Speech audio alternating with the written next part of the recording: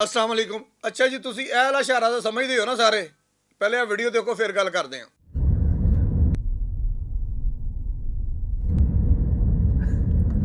पैसे मंगते ने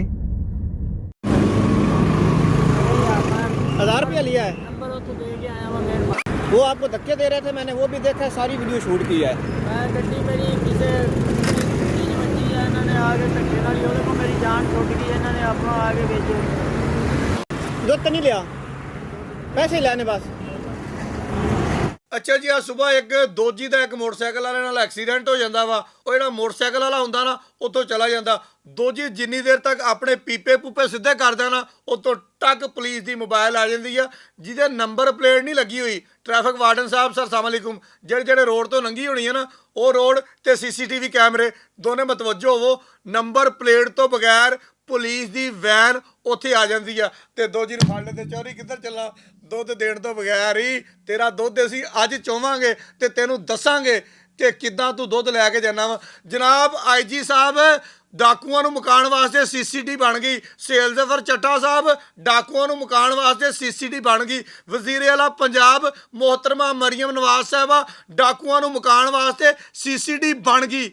ਇਹ ਵਰਦੀ ਦੇ ਵਿੱਚ ਛੁਪੇ ਡਾਕੂਆਂ ਨੂੰ ਮੁਕਾਉਣ ਵਾਸਤੇ ਸੀਸੀਟੀ ਕਿਦੋਂ ਕੰਮ ਕਰੇਗੀ? ਇਹਨਾਂ ਡਾਕੂਆਂ ਨੂੰ ਕੌਣ ਪੁੱਛੇਗਾ ਜਿਨ੍ਹਾਂ ਨੇ ਅੱਜ ਸਵੇਰੇ ਇੱਕ ਦੋਜੀ ਦੇ ਨਾਲ ਡਕੈਤੀ ਕੀਤੀ, ਨਾਲ ਉਹਦੇ ਚਪੇੜਾਂ ਮਾਰੀਆਂ? ਸਾਰੀ ਗੱਲ ਤੁਹਾਨੂੰ ਦੱਸਦਾ ਕਿੱਦਾਂ ਹੋਈ ਆ।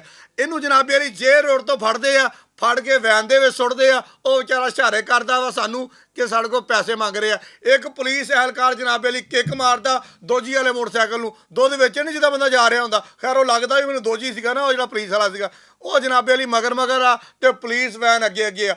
ਅੱਗੇ ਜਨਾਬੇ ਵਾਲੀ 1000 ਰੁਪਇਆ ਸਰ, 1000 रुपया सिक्का राजुल वक्त, इनकार टाइम कहते होंगे वैसे कि 5000 रुपया सिक्का राजुल वक्त आपको हैकमार में मंजूर है। ये सिक्का राजुल वक्त 1000 रुपया पुलिस वाले जनाबे वाली ਇਸ ਦੋਜੀ ਕੋਲੋਂ ਵਸੂਲ ਕਰਦੇ ਆ ਤੇ ਫਿਰ ਉਹਦਾ ਮੋਟਰਸਾਈਕਲ ਉਹਦੇ ਹੈਂਡਓਵਰ ਕਰਦੇ ਆ। ਵੈਗਨ ਆਪਣੇ ਘਰ ਚਲ ਜਾਂਦੀ ਆ ਤੇ ਦੋਜੀ ਸਾਡੇ ਕਾਬੂ ਚੜ ਜਾਂਦਾ ਵਾ। ਫਿਰ ਜ਼ਾਹਰੀ ਬਾਤ ਆ, ਅਸੀਂ ਫਿਰ ਦੋਜੀ ਕੋ ਪੁੱਛਦੇ ਆ।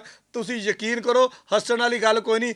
ਦਿਲ ਉਸ ਟਾਈਮ ਦੁਖਿਆ ਜਦੋਂ ਜਨਾਬੇ ਵਾਲੀ ਦੋਜੀ ਦੀਆਂ ਅੱਖਾਂ ਦੇ ਵਿੱਚੋਂ ਅਥਰੂ ਆ ਗਏ, ਰੋਣ ਲੱਗ ਗਿਆ। ਉਹਨੇ ਕਿਹਾ ਮੇਰੇ ਕੋਲ 1000 ਰੁਪਇਆ ਵੀ ਲੈ ਲਿਆ, ਮੇਰੇ ਚਪੇੜਾਂ ਵੀ ਮਾਰੀਆਂ। ਜਨਾਬ CPO ਫੈਸਲਾਬਾਦ ਸਾਹਿਬ, RPO ਫੈਸਲਾਬਾਦ ਸਾਹਿਬ, ਇਹਨੂੰ ਵੀ ਆਪਣੀ ਰੈੱਡ ਲਾਈਨ ਬਣਾ ਲਓ। ਖੈਰ RPO ਸਾਹਿਬ ਨੇ ਤਾਂ ਪਹਿਲੇ ਦਿਨ ਹੀ ਕਿਹਾ ਸੀਗਾ ਕਿ ਰਿਸ਼ਵਤ ਜਿਹੜੀ ਹੈ ਨਾ ਮੇਰੀ ਰੈੱਡ ਲਾਈਨ ਆ, ਤੇ ਸਰ ਤੁਹਾਡੀ ਰੈੱਡ ਲਾਈਨ ਰੋਜ਼ ਇਹ ਕ੍ਰਾਸ ਕਰਦੇ ਆ। ਯਕੀਨ ਕਰੋ, ਦੁੱਖ ਇਸ ਗੱਲ ਦਾ ਨਹੀਂ ਹੈਗਾ, ਪੈਸੇ ਤੁਹਾਡੀ ਪੁਲਿਸ ਲੈਂਦੀ ਆ ਔਰ ਇਹਨੇ ਲੈਣੇ ਵੀ ਆ, ਇਹਨੇ ਹਟਣਾ ਵੀ ਨਹੀਂ। ਲੇਕਿਨ ਉਸ ਗਰੀਬ ਕੋਲੋਂ 1000 ਵੀ ਲੈ ਲਿਆ, ਉਹਦੇ ਚਪੇੜਾਂ ਵੀ ਮਾਰੀਆਂ, ਉਹਨੂੰ ਛੱਡਿਆ। ਉਹਦਾ ਜਨਾਬੇ ਵਾਲੀ ਮੋਟਰਸਾਈਕਲ ਆਪ ਲੈ ਕੇ ਗਏ।